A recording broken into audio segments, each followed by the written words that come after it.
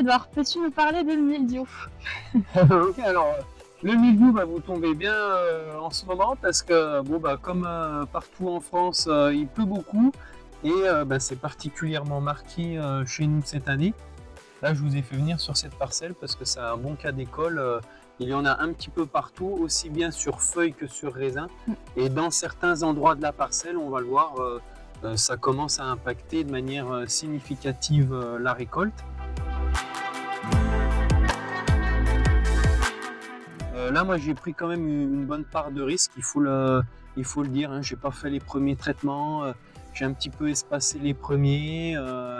Je suis parti avec un programme bio au départ, donc voilà, j'ai quand même une certaine part de risque qui explique aussi le dérapage qu'on va pouvoir voir.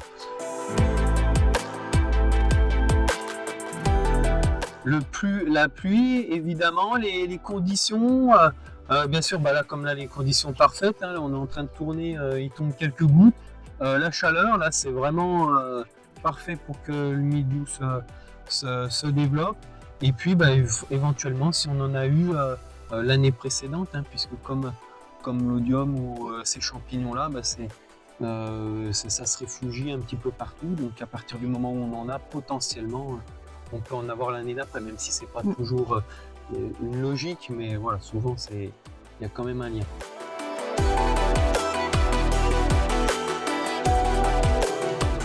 Alors c'est peut-être pas trop dans la politique actuelle, mais c'était peut-être de traiter un petit peu plus souvent. Alors je parle pas forcément en produits de synthèse, hein, ça peut être en produits biologiques, mais peut-être d'avoir fait un traitement un peu plus précoce. J'ai peut-être démarré un petit peu trop tard.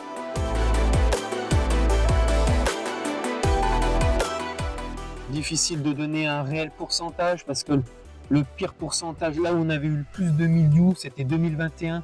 Mais 2021, sur certaines parcelles, on avait déjà perdu plus de 60% lié au gel. Donc souvent, c'est un tout avec différents facteurs. Okay. Donc là, vous avez des symptômes du coup de mildiou? Là, on a des symptômes. Là, on peut bien les voir hein, là, sur les feuilles les plus récentes. Hein, Là, en plus, ils sont encore en train de sporuler, donc ils terminent la sporulation, mais là, on voit bien, c'est ces taches blanches. Hein. Et puis là, on voit bien toutes les taches plus jaune clair. Donc voilà, alors quand c'est comme ça, bon, si c'est juste une feuille par-ci par-là, c'est pas dramatique. Si ce n'est que chaque tache blanche, c'est potentiellement des contaminations supplémentaires. Donc voilà, là, on voit des taches plus anciennes. Bon, là, ça a fait sécher les feuilles. Et donc bon, tant que c'est sur le feuillage, c'est pas trop problématique. Donc là on voit dès le début de floraison, le mildiou a complètement séché la grappe. On sait que c'était le début de floraison parce qu'on voit les étamines qui sont sorties. Donc on voit bien que c'était juste au début de la floraison. Et puis on en a à différents stades, hein. On en a qui sont encore en train des raisins qui sont encore en train d'être abîmés par le mildiou. Là on le voit par exemple sur cette grappe là. Alors avec un peu de chance ça va pas trop l'impacter. On voit les parties grises là et puis les baies. Ça c'est une baie à développement normal, hein, donc qui n'est pas malade. Et puis là vous voyez les petites baies, donc ça c'est des baies qui ont été touchées par le mildiou ces derniers jours ou juste après la fleur. Donc voilà les différentes formes que ça peut prendre. Et puis là encore, ça peut encore évoluer, hein, parce que quand on voit justement les taches sporulées que je vous ai montrées, là, chaque petite pluie comme ça vient faire l'effet splash, hein, donc vient contaminer de proche en proche.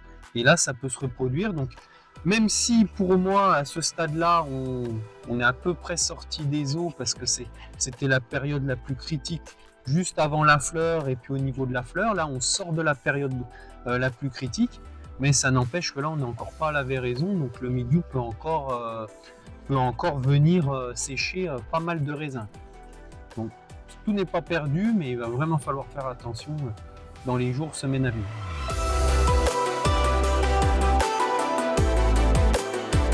L'anticipation, je crois déjà l'observation pour pouvoir s'adapter aux conditions climatiques. Voilà, ne pas, je dirais, traiter pour rien, même si personne ne traite pour rien, mais voilà, adapter les doses, les fréquences au plus juste. Et effectivement, le maître mot, c'est l'anticipation, parce qu'une fois que les symptômes sont trop développés, déjà ça abîme la récolte, c'est irréversible.